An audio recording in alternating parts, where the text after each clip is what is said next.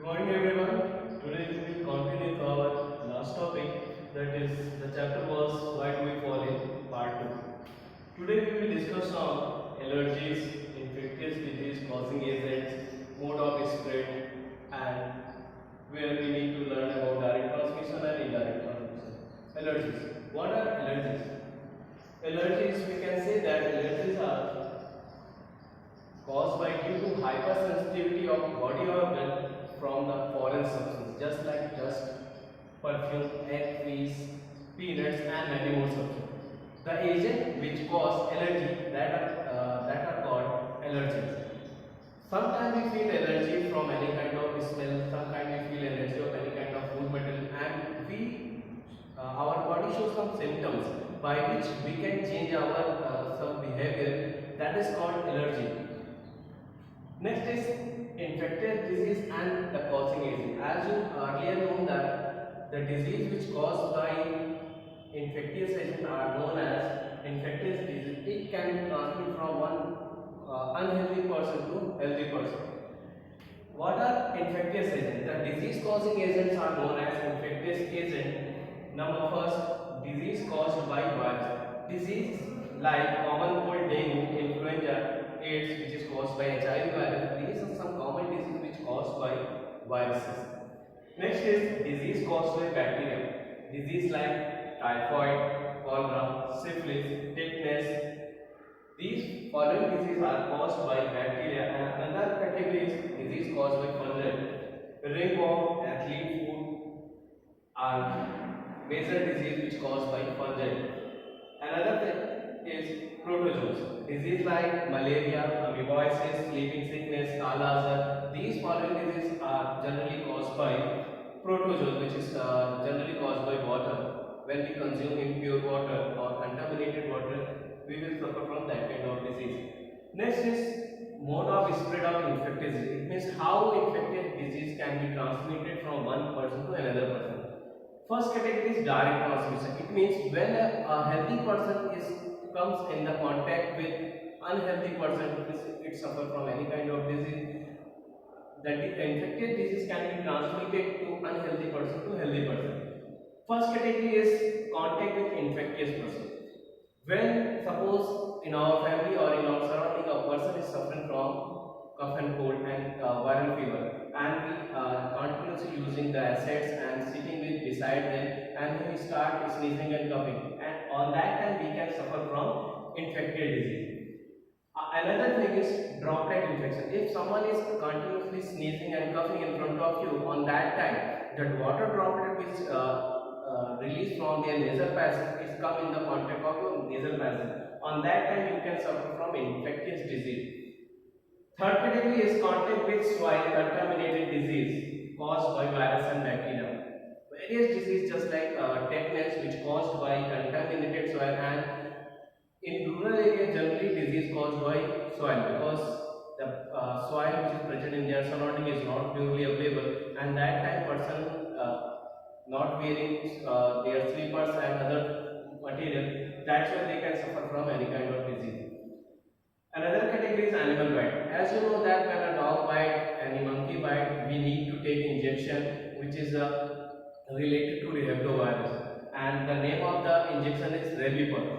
We need to take anti-tetanus serum when animal bite, and this kind of disease cannot be transmitted from unhealthy person to healthy person. Another kind is indirect transmission. It means when disease cannot be transmitted from unhealthy person to healthy person, it transmits by using some other things, just like vector. Vector are also known as a disease causing agent, which are a living organism, just like mosquito, housefly. As you know that when the housefly and mosquito sit on any kind of food, they start creating infection. Another thing is airborne disease. As you know that at present time COVID-19, which is the pandemic disease, can be easily transmitted from one person to another person via air. Another, waterborne disease. Disease which is caused by water. When we consume a contaminated water, we can easily suffer from any kind of disease. As you know that we need to drink and consume each and every time potable water and water. Potable water. the water which is fit to drink and having a good amount of mineral and other substance in it.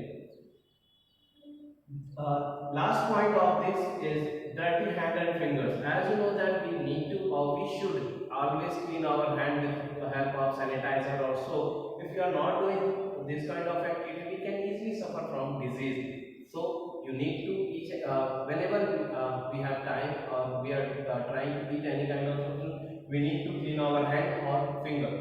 Now the major topic of this chapter is AIDS. As you know that AIDS, the full form AIDS is acquired immunodeficiency syndrome. This disease is caused by HIV virus. This disease is directly attack on WBC. By this, our defense mechanism or immunity system get destroyed. And it is also known as sexual transmitted disease. And now we need to learn about how this kind of disease can be spread. This disease can easily transmit by transmission of infected blood from unhealthy person to healthy person. Second point, this disease can also be transmitted by using a used syringe. It means if someone is used syringe while taking injection and after another person is used that kind of syringe, it means disease can be transmitted with the help of injection. Third one, this kind of disease majorly transmitted by sexual contact with or physical relationship, having physical relationship with a HIV person. And fourth one, disease can be transmitted by mother to their offspring. Next is prevention of AIDS. For prevention of AIDS, we need to aware of local people. First, we should use condom while making physical relationship with the other person. Another thing, we need to take blood from a certified blood bank, and every time when we get injection, we need to take a new syringe, and after that, in our surrounding, make a healthy habitat by which any kind of disease cannot be spread.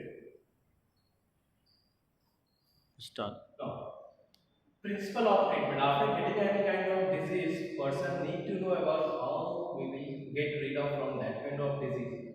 The principle of treatment are two. First is by reducing the effect of disease, and second one by killing the cause of disease. And ancient time of before 20 to 30 years ago, the pharma company were producing a medicine or antibiotics which reduce the effect of microorganism slowly, and after we completely get rid of from that kind of disease. But nowadays, in place of this reducing of disease, we are continuously killing the effect of microorganism. Nowadays, before painkiller is using, and right now we are using painkiller instead of painkiller. Painkiller will cause different kind of other symptoms and show some other effect on our body, which will cause damage to our body organs. So that's why we need to protect our body by consumption of excessive amount of painkiller. Next is principle of prevention. It means how can we prevent the spread of disease from one body to another body. Suppose someone is sick or may fall sick from any kind of disease, and his or her body organs are damaged and he or she cannot perform properly. And after that, he or she need to take a well time to get a treatment and need to proper treatment by prescribing the doctor. And after that, suppose if a person suffering from any kind of transmitted disease, we need to protect that person in the contact with a healthy person. By doing so, we can protect to spread of disease from one person to another person. Another thing is immunity. As you know that immunity is the ability of body to fight off a foreign substance from our body. Foreign substances that disease causing agents are known as foreign substances. Another thing is immunization. It is the process of developing immunity against a particular pathogens. Our body having various kind of immunity against the pathogens. From birth to 15 years, we got various kind of vaccination like DPT, cholera, regarding OPV, which means oral polio vaccine, which create an ability of immunization by which we get immunity to fight off with the disease. And the last topic of this chapter is vaccination. The term vaccination was given by Edward Jenner, and the meaning of vaccination is that it is the biologically prepared dead or weakened microorganisms that improve our immunity. This particular vaccination can be given by in the form of injection, in the form of oral, just like OPV, oral polio vaccine. The first vaccine used against cholera in 1800th century, and the name of that, the trade name of that vaccine is named as Leucoron. Okay, this is all about chapter your why do we fall in. Next chapter we will discuss on our natural resources and other. Thank you and have a nice day.